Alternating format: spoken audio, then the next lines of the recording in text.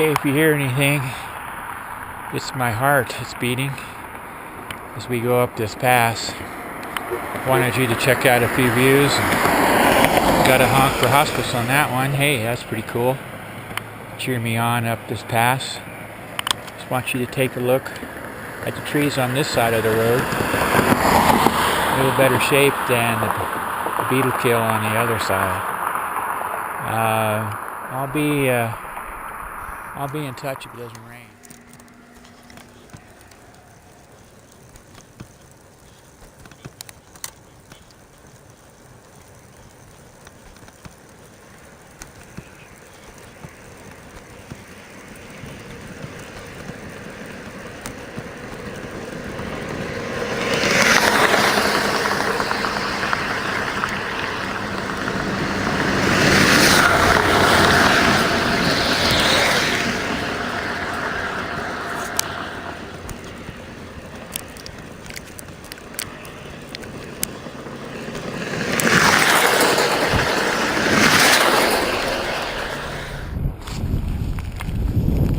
Okay folks, I found another chip and a flat place to do it, and I wanted to let you enjoy this view.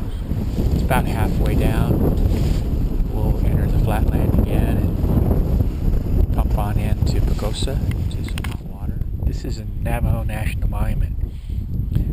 Finally checking in with you folks now that I've got to the high country. There's two ruins here, Anasazi. One called Batatican, which I'll try to view in just a little bit. And the second largest one I ever found is this Keat Seal. It's over there by the hole in the wall. As you go up that canyon, 8 miles in, you get 1 day to walk in, see it, come out the next day. That's all they'll let you. Quite an amazing sight. I hiked in there with Bobby and Haley a number of years ago. But you'll see in the bottom of this canyon, you'll see in a while there's a boreal forest. This whole ridge used to be aspen trees and the conifers that you'll see in the bottom of the canyon now. That's all that's left because there's a trickle of water down in there. Anyway, this is Navajo National Monument. It's one of my treasures. Campgrounds are free, visitor center's great, and trust that you'll like it. So you can see this canyon I was talking about, and I see there's aspen trees. There's a few still alive in there. You can see where the recent flood or the monsoon rains has washed them. What was, this is all that's left of that forest that once covered this whole area. And time has done something different to this country. And there's Batatican. It's a very small ruin, but a very unique one. And they have a tour that comes down in there. They come up through the canyon now. They used to walk the rock face, and it was quite a tour in the olden days. Of course, that trail's given out, and I really like that one. But civilization, it comes and it goes. Like I say, this is Batatican. Keat Seal is down the road 8 miles if you want to take the hike. It's very well worth it. The largest ruin, of course, is in Mesa Verde. And Keat Seal is an amazingly large Anasazi complex. So that's the canyon. Kind of interesting how civilizations come and go. And my journey is about coming and going and being and becoming. So in that sense, I'm very temporary. But you have to know the Creator has given you everything. It's all here in this moment. You don't lack a thing. If you come under that awareness, God's time does not exist. It just is. It's always changing, but Spirit is always present to offer you a gift of awakening to a greater calling. Aho.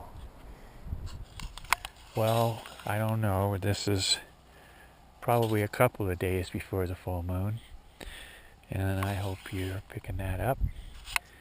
It's about September 18th, and I'm still here and holding out in the evening in the Red Rocks. I'm going to just give you a shot of this almost full moon, and for you, very good, you can see the rabbit in the moon instead of the man in the moon. If you look sometimes and see the rabbit, and the story goes that the Buddha, the rabbit offered his life to the Buddha to save him when he was hungry. And the Buddha honored him by throwing the rabbit into the moon. And today we remember the 108 beats of compassion that the Buddha taught us, and the rabbit demonstrated. That's the short story of the rabbit in the moon. Ears to the top and to the right, and then his little tail down to the bottom on the other side. And give it a look sometime. I'll see you tomorrow morning out here. Hilo's going to move on, and I'm going to lay over. So, good night, family and friends. Here we are in the setting moon this morning. Navajo National Monument. So we're getting on about 6:30. The moon is getting almost full.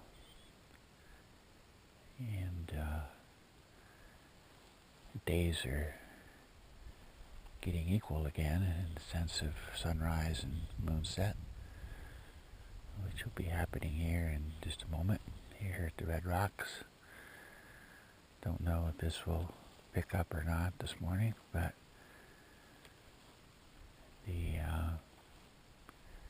I'm here to do prayers this morning, and I will turn this camera back on when a little more light and the sun comes to light up the canyon.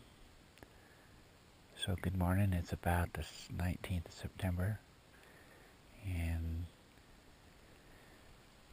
we're going to do a few prayers and count our blessings in this day. You know, tired today, and a little regretful. We have one less day, but nonetheless we're going to make it a good one. And remember, the information in moonset and sunrise is very important. The moon tells us that we are a reflection of God's light at all times. To hold that reflection of the light in our perspective, in the people we meet, and how we conduct our business. And in that light there's a wholeness, there's a completeness, there is a gift. And the gift is to realize that completeness before you depart the planet, before you're in need, before you get a diagnosis of cancer, before you get a diagnosis like me of affluenza, having too much. The sunrise will teach you the same thing. There'll be a certain point in the sunrise that you will have a roar. Jesus was a master not only of light, but he was also a master of sound.